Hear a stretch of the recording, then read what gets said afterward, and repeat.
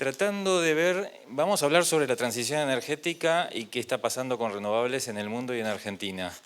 Y en general, lo primero que se charla es, se da por hecho de por qué tenemos que ir hacia una transformación de modelo. Y la verdad es que instituciones como CADER, la Cámara de Argentina de Energías Renovables, tiene como rol catalizar un proceso que va a suceder con y sin CADER. La descarbonización de la matriz, la diversificación, la descentralización, no va a pasar porque CADER esté o no esté. El rol de CADER es hacerla más rápida, más eficiente y más barata. Pero cuando uno habla desde un sector, en este caso de las renovables, me parece que vale la pena precisar por qué esa transición es necesaria y no simplemente porque un sector la defiende porque sus intereses están alineados con eso. Y este gráfico, los que son más grandes de ustedes, los que son de mi generación, se hizo famoso en la década del 90, se llama diagrama de la copa. La teoría del derrame viene de este gráfico, los que son economistas lo conocen bien.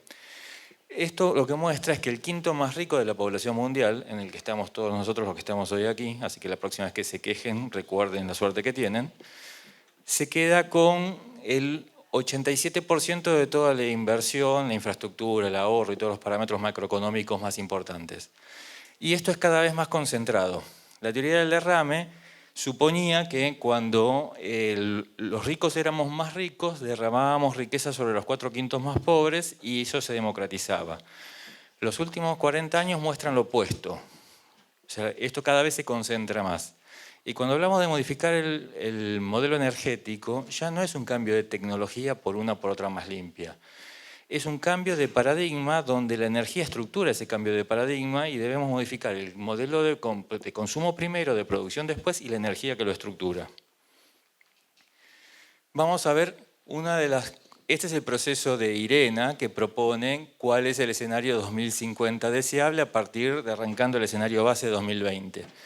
Lo que muestra es una muy fuerte penetración de la electrificación y dentro de la electrificación las renovables, que el hidrógeno, la participación del 14%, el 94% de ese hidrógeno va a ser verde, vieron que hay un degradé de colores, de discusiones, el mundo va a demandar hidrógeno, pero va a demandar hidrógeno verde, y que va a haber un sector residual tanto para fósiles como para otras tecnologías como nuclear, que en la transición tienen un rol.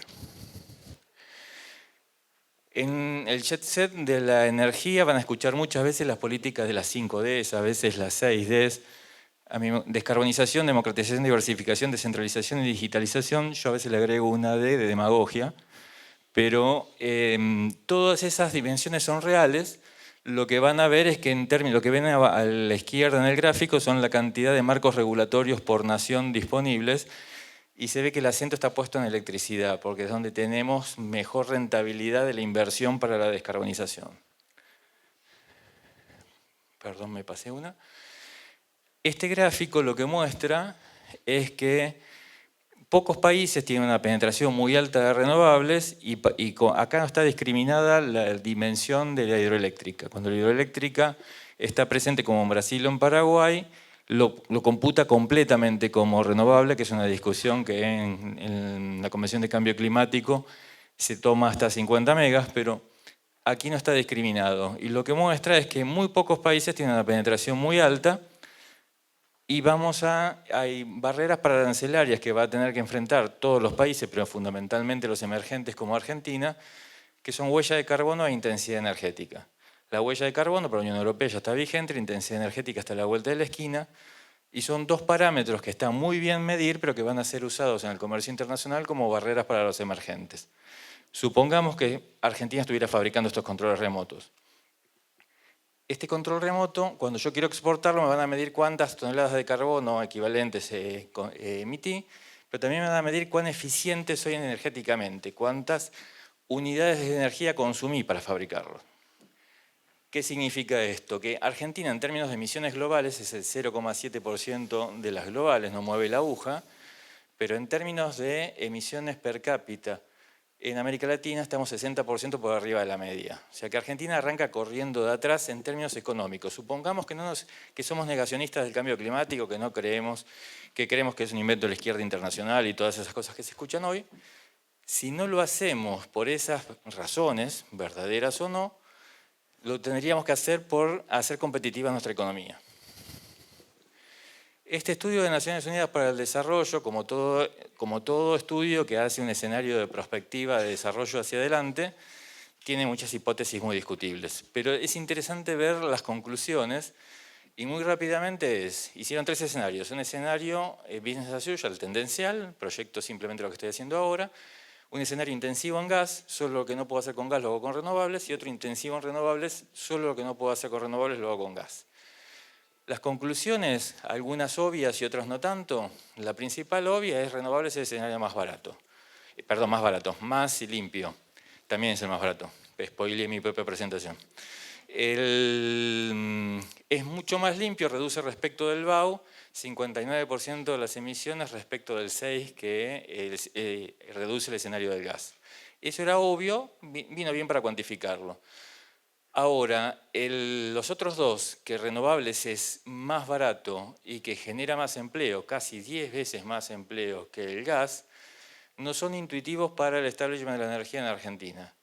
Entonces, si no creemos que el cambio climático es real y que es una estrategia de la izquierda internacional para torturar el mundo, ir hacia una matriz renovable en Argentina es negocio, genera más empleo, es más limpio, previene las aranceles o las posiciones para arancelarias y además genera más empleo, hasta 10 veces sin cadena de valor local, con cadena de valor local parcial, porque no vamos a poder hacer integración vertical en las renovables en Argentina, genera todavía 5.000 puestos más. ¿Cómo estamos discutiendo en Argentina? Hay una plataforma de escenarios que hoy no está produciendo nuevos escenarios, pero en esa página web ustedes pueden descargar el escenario 2030, 2040 y 2050, donde se discute en función de las medidas que uno podría tomar cuál sería el costo en varios parámetros, tanto en inversión, en el CAPEX, como operación y mantenimiento, como las emisiones y la generación de empleo. Esto es de la CAF, el planteo de la transición energética, qué cosas habría que aumentar y qué cosas habría que reducir en términos de política oferta y demanda y políticas transversales. Como me estoy yendo largo, voy a saltearlo. Este es el escenario que propone CADER, donde supuestamente machea, no es suma 1 a 1, pero machea toda la incorporación de demanda nueva eléctrica se podría cubrir con renovables. Obviamente hay revamping de térmicas, hay un montón de cosas que no son 1 a 1.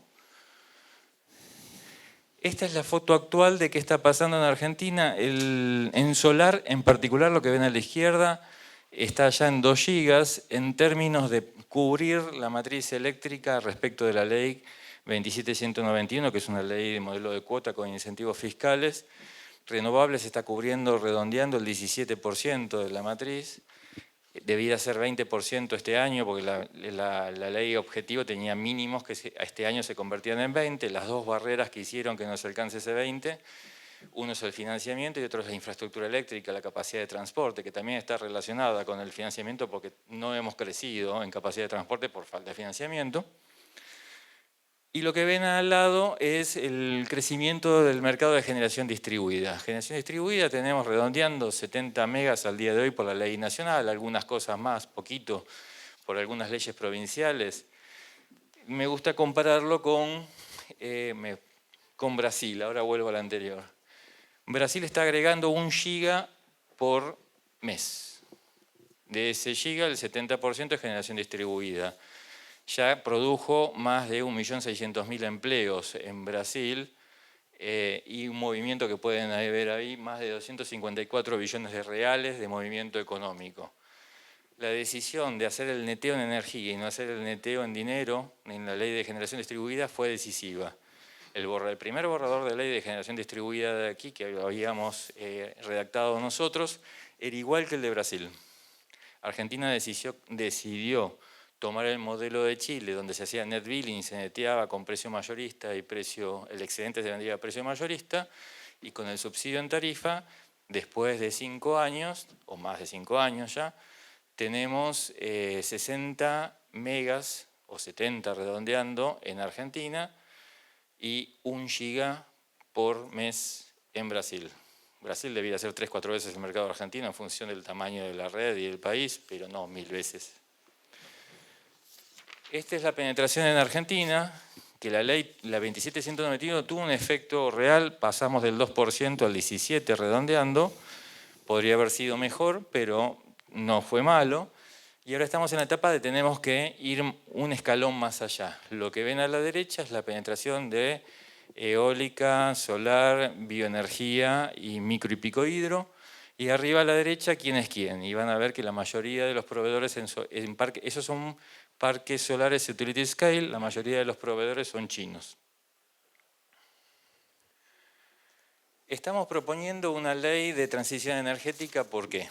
Como vimos hace un par de minutos, la principal barrera para Argentina es el financiamiento. Y Argentina, para los proyectos utility scale, cuando va a buscar financiamiento, tiene entre el doble y el triple de tasa de interés que los países de la región. Hoy ustedes cierran un proyecto de venta a cualquier distribuidor, a cualquier privado, van a buscar financiamiento en la banca argentina, sea obligaciones negociables, sea en la bolsa, sea en la banca. Lo que van a tener es 8, 8,5% anual en dólares, con matices dependiendo quién sea el off-taker. Van con el mismo proyecto a Chile y tienen entre 3 y 3,5. Eso va directo al precio, porque en solar y eólica, que la inversión es ex ante, el costo del dinero es el otro componente junto con el CAPEX, junto con la inversión en los equipos, que determina el precio de la energía. O sea que Argentina, para poder reducir todavía más el precio de renovables y abaratar más su matriz, tiene que mejorar su acceso al financiamiento. Y Argentina, convengamos que ojalá que al gobierno actual le vaya fantástico, pero es como un alcohólico en recuperación con el cordón en la barra, ¿no? Todo el mundo se pregunta qué va a pasar con la próxima ronda. Para mejorar nuestro track record financiero nos va a llevar tiempo. Y una ley de transición energética con un nuevo compromiso nacional determinado nos permitiría acceder a financiamiento climático subsidiado, que es mucho más barato que vamos a tener en el mercado de capitales cuando volvamos. Sería una especie de fondo monetario verde. Lo que para eso necesitamos una ley de transición con una hoja de ruta asociada que permita dar credibilidad que Argentina va a cumplir con sus NDCs. Y de eso se trata el proyecto, básicamente. Es transversal, está dividido en 7 capítulos y lo que busca es darle credibilidad al planteo de máxima de Argentina. Como ya debo estar por terminar mis 10 minutos, si no me pasé, quiero compartir con ustedes un par de conceptos que para mí son importantes. Vamos más rápido que nunca antes, Argentina incluido, pero más lento de lo que deberíamos. Y cuando uno va más rápido que nunca antes, no tiene en general la sensación asociada de que debería ir más rápido. Tiene la sensación de que está en el rumbo correcto. Lo que ven aquí a grandes rasgos es la columna gris es lo que hicimos históricamente, la columna amarilla es lo que hicimos, lo que estamos proponiendo hacer, y lo azul es lo que deberíamos proponernos para llegar a 1.5 de escenario. Eso se ve en parte de renovables en el consumo final de energía y en intensidad energética. Lo mismo pasa pensé que tenía otro diapo más, en movilidad eléctrica, movilidad sustentable. La sensación de que estamos haciendo las cosas bien porque las estamos haciendo más rápido que nunca antes es lo que hay que transformar porque debemos ir mucho más rápido. Y el problema que enfrentamos es, lo que ven es el escenario planeado, el que estaba en amarillo en la columna anterior, en la diapositiva anterior, para la transición 2050. Si yo paso al escenario de 1.5, que es el azul de la derecha, tiene en el sector amarillo, que tiene que ver con la infraestructura de redes y transporte, un diferencial de inversión muy importante. Y para que eso no sea tan caro, tenemos que cambiar el sistema de gestión. Yo acabo de volver de Intersolar la semana pasada, soy miembro del board del Global Solar Council, y la discusión era lo que había pasado en España. Y la discusión de lo que había pasado en España con el corte era una discusión al mejor estilo grieta argentina con posverdad. El Partido Popular empezó a decir que la culpa era de las renovables, básicamente porque tiene intereses en contra de las renovables, y el PSOE empezó a decir que no eran las renovables, básicamente porque tiene intereses del lado de las renovables. Ninguno de los dos hablaba con evidencia empírica, con el peritaje, sino a partir de definiciones preconcebidas. Y el problema, cuando uno empieza con esa discusión, la discusión interna era nuestra, ¿qué salimos a decir ahora? Porque si esperamos el peritaje, cuando decimos la verdad, es tarde. Porque la gente ya tomó una posición, no importa si es cierta o no, pero tomó una posición en función de lo que escuchó. El mismo primer ministro español, cuando hablaba la ministra de Energía, le explica toda la situación y él, tratando de hacer un chiste, le dice: hábleme en español, por favor. O sea, ni el primer ministro entendía de lo que le estaba hablando, mucho menos la población. Entonces, la discusión de la transición y la democratización de la matriz tiene que incluir a la ciudadanía, y para que incluya a la ciudadanía hay que bajar la discusión en términos que pueda discutirlo y salir de esquemas de posverdad o de fake news. Lo que pasó y va a volver a pasar en muchas redes eléctricas alrededor del mundo no tiene que ver con renovables o no, penetración o no. El día que estábamos discutiendo esto en Múnich, la penetración de renovables en España era mayor que el día del corte. O sea que no fue lisa y llanamente, eventualmente si hubiera habido alguna responsabilidad de renovables, el porcentaje de penetración. Tiene que ver cómo son las secuencias de desconexión y cómo funciona la red. Y la red está diseñada en general en el mundo para fuentes despachables y reserva sincrónica, y las fuentes del siglo XXI son lo opuesto a eso. Entonces, si no modificamos el esquema marginalista y la tecnología de redes, no vamos a poder hacer la transición que necesitamos. Y eso tiene esa diferencia de precio. Para terminar, siempre me gusta hacer una reflexión en términos de los tiempos que corren, de los Trump, Bolsonaro, Milei del mundo. Es que estamos tomándonos demasiado tiempo para tomar planes de acción. Estamos pensando que el futuro es algo que queda ya lejos y lo estamos viviendo ahora. Y las comunidades más vulnerables están pagando el precio de esa transformación ahora, incluidas en nuestro país. Y a mí me gusta citar una leyenda atribuida a Tarquino, que era un rey de Roma antes del Imperio, 550 a.C.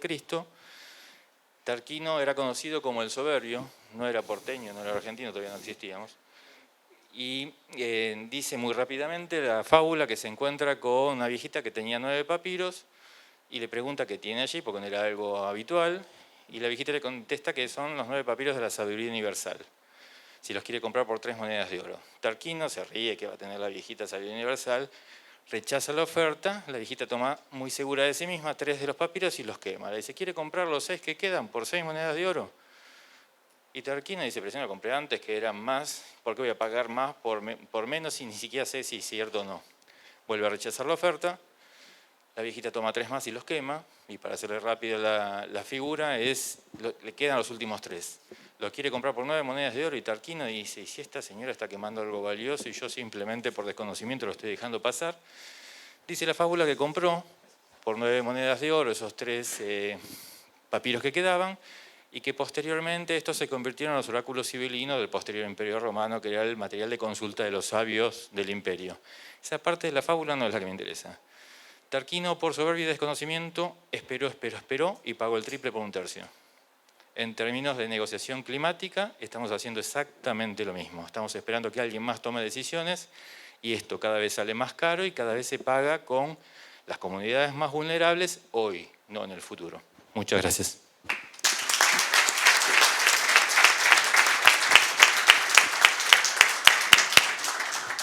Bueno, muchas gracias.